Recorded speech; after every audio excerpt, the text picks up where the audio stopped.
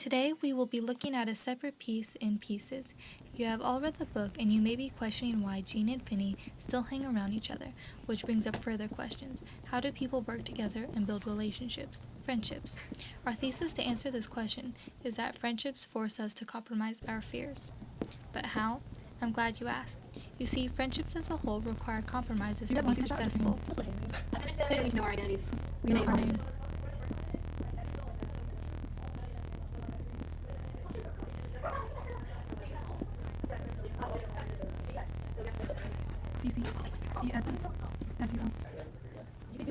We can see this throughout the book, such as when Finney wanted Jean to go to the Suicide Society meeting, but Jean tells him he has to study.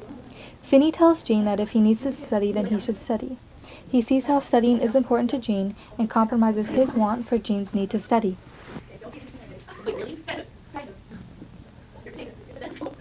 No, I don't remember that at all. Another example would be when Finney reveals to Jean that his belief that there is no war. Jean of course knows that he's wrong and disagrees with Finney, but never completely denies Finney's idea and plays along. Jean has compromised his truth of the war for Finney's story made to cope with the fact that he will never be a part of the war.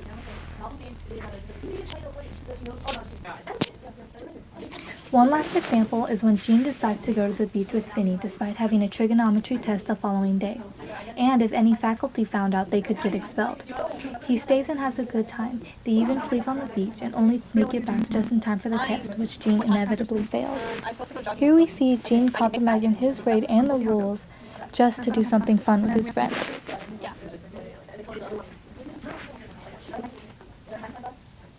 Since you have the script, you can probably also record it on your own too, can't you? I could, but we have to make sure we get all of this done first. Plus, I suck at technology, so I'm probably gonna need my parents' help or something to help me help this.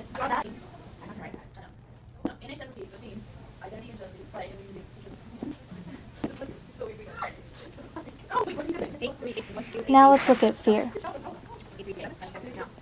Fear motivates us as humans to show just how strong we are.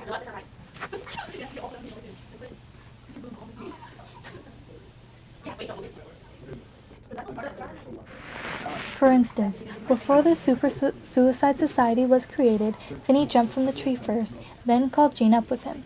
Jean was terrified to jump, but he did because he was afraid of looking cowardly in front of the other boys, but most importantly, Finney. Thus he jumped despite his fears.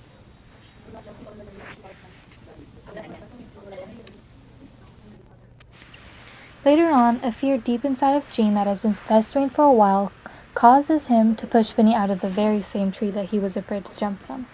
Jean feared not being adequate, and his fear and suspicion led him to believing that Finney was trying to sabotage his progress, and thus got rid of what he felt threatened by. So now that you see both friendship and fear separately, let's look how they combine to make something even bigger. After the accident, Jean goes to visit Finney in the hospital and tells him that he caused the fall. Jean is afraid to tell Finney because he doesn't want to lose their friendship, but at the same time, Jean realizes Finney has a right to know, and that if Finney were in his place, he would have done the same. Jean compromises his fear of Finney knowing that his best friend hurt him so that he could be honest, so that he could be a good friend. Can you see it yet? When Jean receives a letter from Leper, he goes right to him, but when Jean gets there, he finds Leper has gone crazy. Jean, of course, is scared, but he stays for a time anyway because Leper is one of his friends. Perhaps not his best friend, but a friend nonetheless. I think that would be just because it's so small.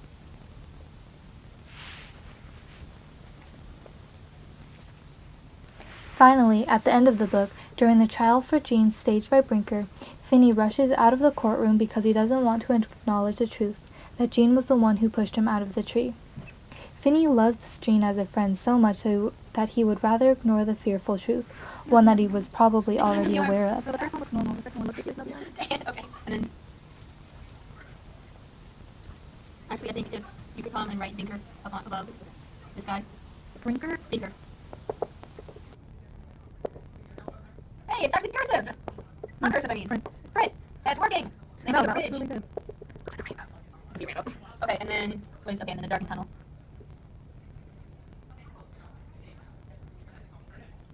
Daniel Dean, please come to the office. Daniel Dean, please come to the office. There's no justification for this one.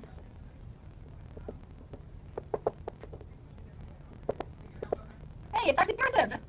Not cursive, I mean. Print. It's print. It's working. They No, made a that's bridge. really good. Looks like a rainbow. Could be rainbow. Okay, and then okay, and then the darkened tunnel.